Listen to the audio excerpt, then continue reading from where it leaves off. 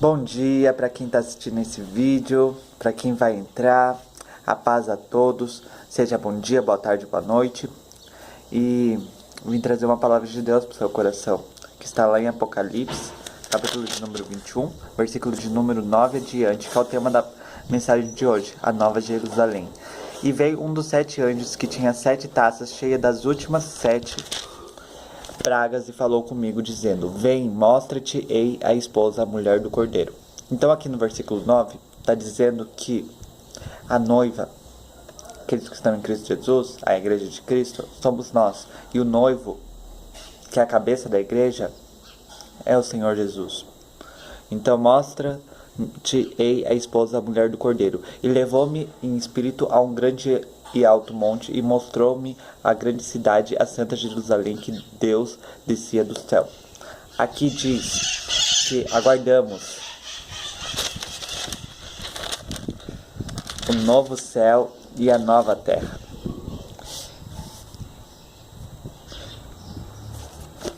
Mostrou-me a grande cidade, a santa Jerusalém, que Deus descia do céu. E tinha a glória de Deus, e a sua luz era semelhante a uma pedra preciosíssima, como a pedra de jaspe, como um cristal resplandecente. Nossa, quão tremendo e bonito e lindo será lá na glória, sabe? E mostra o novo céu e a nova terra, a cidade santa Jerusalém. A nossa casa não é aqui neste mundo, nesse corrompido, devastado pelo inimigo. É lá na casa, lá com o Pai Celestial. Preciosíssima, como uma pedra de jaspe, como um cristal resplandecente. E tinha um grande e alto muro com 12 portas, e nas suas portas 12 anjos. E nomes escritos sobre elas, que são os nomes das 12 tribos de Israel. E da banda do levante tinha 3 portas, da banda do norte 3 portas, da banda do sul e 3 portas, da banda do ponente e 3 portas. E o muro da cidade tinha 12 fundamentos, e neles os nomes dos 12 apóstolos do Cordeiro. E aquele que falava comigo tinha uma cana de ouro para medir a cidade e as suas portas e o seu muro. E a cidade estava situada em quadrado, o seu comprimento era tanto como a sua largura, e mediu a cidade com a cana até 12.000 estádios. E seu comprimento, a largura e a altura eram iguais. E mediu o seu muro dos 144 covados, conforme a medida de homem, que é a de um anjo, e a fábrica do seu muro era de jaspe. Olha como é bonito, o exemplo que o Senhor nos dá. Diz: a cidade de ouro puro, semelhante a vidro puro. Sabe, é maravilhoso. E os fundamentos do muro da cidade estavam ordenados de toda pedra preciosa. O primeiro fundamento era jaspe, o segundo safira, o terceiro calcedônia e o quarto esmeralda, o quinto sardônica, o sexto sárdio, o sétimo crisólito, oitavo berilo, o nono topázio, o décimo crisopraso, o undécimo jacinto e o décimo ametista. São 12 que o Senhor dá. O primeiro fundamento era jaspe, o segundo safira, o terceiro calcedônia, o quarto esmeralda, e assim vai indo. E as 12 portas eram 12 pérolas. Olha que bonito que é, sabe? É uma alegria, sabe? Que o Senhor vem dando seus exemplos, a profecia para o apóstolo João para escrever o livro de Apocalipse através do Espírito Santo de Deus. E as 12 portas eram 12 pérolas, cada uma das portas era uma pérola, e a praça da cidade de ouro puro como um vidro transparente. E nela não vi templo, porque o seu templo é o Senhor, Deus Todo-Poderoso, e o Cordeiro. Olha que bonito como diz. E as 12 portas E nela não vi templo, porque seu templo é o Senhor, Deus Todo-Poderoso e o Cordeiro. E a cidade não necessita de sol. Sabe como está aqui? Dia e noite. Porque diz, e a cidade não necessita de sol, nem de lua, para que nela resplandeçam, porque a glória de Deus a tem iluminado, e o Cordeiro é a sua lâmpada. Jesus é a luz do mundo. Ele diz, eu sou a luz do mundo. E a cidade não necessita de sol nem de lua para que nela resplandeça, porque a glória de Deus a tem iluminado e o Cordeiro é a sua lâmpada. E as nações andarão à sua luz. Olha, e as nações andarão à sua luz, porque Deus é luz. E os reis da terra trarão para ela a sua glória e honra. E as suas portas não se fecharão de dia, porque ali não haverá noite. Não haverá noite no céu.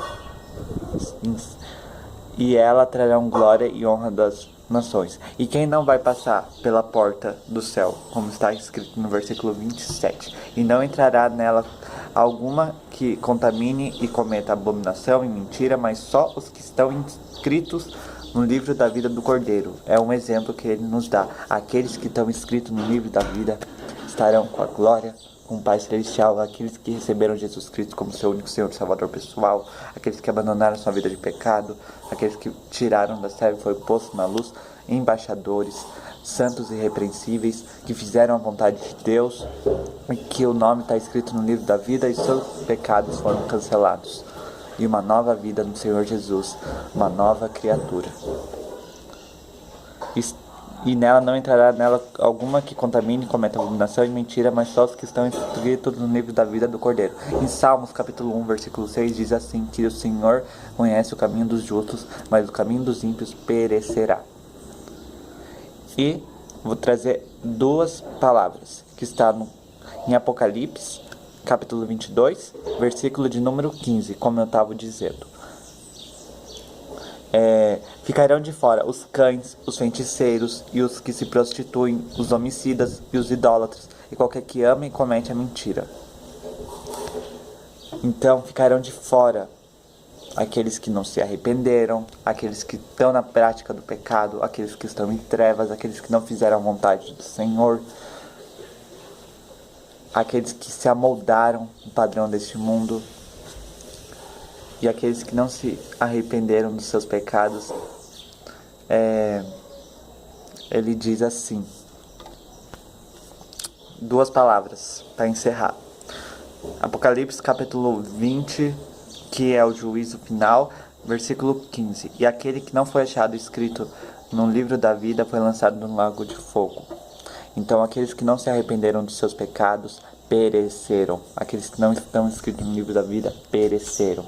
Então, ainda que o Senhor ainda não veio, dá tempo de se arrepender, fazer a vontade do Senhor, não levar a pé da letra a palavra dele, porque coisa de Deus não se brinca, e fazer a vontade do Senhor, ficar firme nas tuas promessas, porque cedo ele vem. E se arrepender dos seus pecados, receberem Jesus Cristo como seu único Senhor e Salvador pessoal, largar a vida de pecado, chamando para a luz, e ele diz, nova criatura é, e a vitória está em Cristo Jesus, porque nada pode separar do seu amor. E ele diz que virá para uma igreja não de quatro paredes, mas sim santa e irrepreensível. Os embaixadores, herdeiros. E diz, não há condenação para aqueles que estão em Cristo Jesus. Porque ele diz em João capítulo de número 3,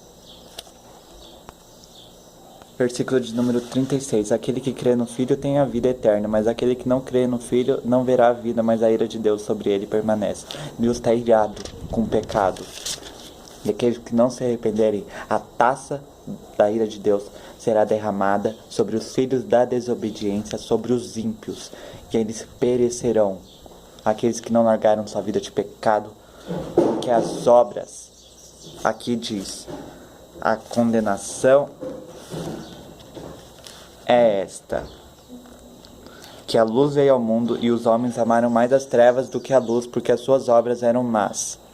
Porque todo aquele que faz o mal aborrece a luz e não vem para a luz, para que as suas obras não sejam reprovadas. Mas ele diz também: mas quem pratica a verdade vem para a luz, a fim de que suas obras sejam manifestas, porque são feitas em Deus. Então, abandone sua vida de pecado, receba Jesus Cristo como seu único Senhor e Salvador pessoal, e terá seus pecados cancelados. Ele não lembrará das suas iniquidades nem dos seus pecados, e serão jogados nas profundezas do mar, e tendo uma nova vida no Senhor Jesus, e seu nome escrito no livro da vida. E o que está escrito, nada se apaga. E a última palavra que eu disse que ia trazer, que está lá em Apocalipse, capítulo de número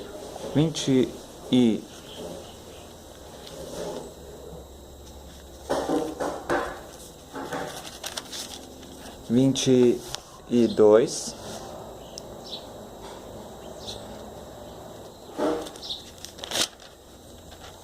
Ah não, peraí.